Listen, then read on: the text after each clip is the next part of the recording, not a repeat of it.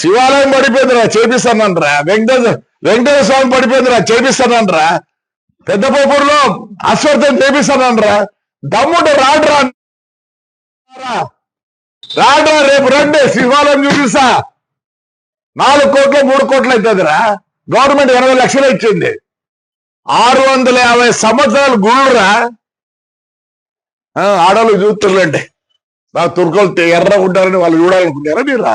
ఏరా వాళ్ళు పెట్టుకుంటే లేనటువంటి ఏం చేసినారు ఇంతవరకు తాడిపత్రి? నాకు మేము శాఖలు ఉన్నాయి కదా ఇక్కడ, ఏం చేసినారా?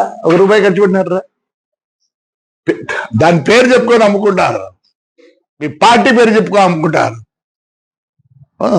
వాళ్ళేమో లోపల ఉన్నారంటే ఆడపిల్లలు, ముస్లిం ఆడపిల్లలు ఏమో తీయాలంట, ముఖం చూడాలి వాళ్ళు. మీరు నాకు న్యూ ఇయర్స్ అంట చేయకూడదు, ఆడవాళ్ళు బయటికి రాకూడదు.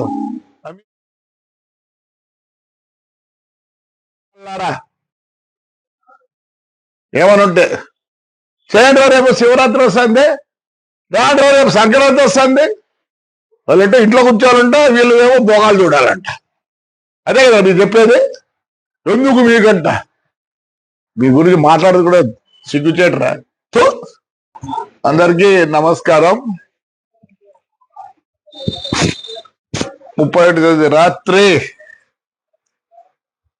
మా ఊర్లో ప్రతి ఒక్క మహిళ నా మీద నమ్మకంతో జేసీ పార్క్ రావటం జరిగింది.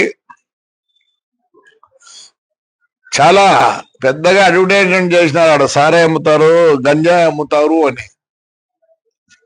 అసలు ఆ అమ్మాయి ఫోటో చూశారా మీరు? ఉత్తపిత్తలుండి రోజా చేసుకుంటాను, అట్లా అమ్మాయే చెప్పేది.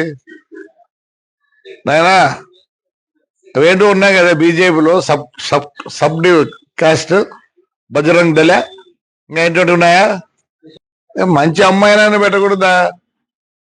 దానికే పేరు లేదు, అదే ఒక పెద్ద ప్రాస్టిట్యూట్.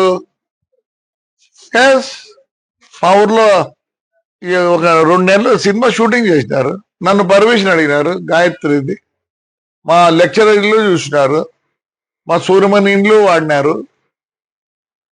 మంచిదన్న పెట్టండి. ఆడవాళ్ళకి ఎంత జిగుత్సాకరంగా ఉందంటే మీరు పెట్టిన ఆ లేడీ చూసినారు కదా, ఉత్తబిత్తల రోజా పువ్వులు వేసుకుంది, ఫోటో పెట్టినారు కదా మా వాళ్ళు కూడా. అంటే మీరు ఎంత అవమానిస్తున్నారు ఒక లేడీని ఎంత అవమానిస్తున్నారు? సిగ్గుందా మీకు? సిగ్గుందా? ఇంకొక ఆయన వచ్చిండు, తెలుగుదేశం ఉండే, మళ్ళీ ఇట్టపోయి ఆడో ఉంది. వీళ్ళు బతుకు తెరువు కోసం ఏదో పాటు పడతారు పాపం. అలాంటి దాంతో మా ఊరు మహిళలని మీరు చెప్పిస్తారా? మీకేం లేదా? నీతి నియమం లేదా? ఎందుకు లేదు? థర్డ్ జెండర్ అంటారు వాళ్ళ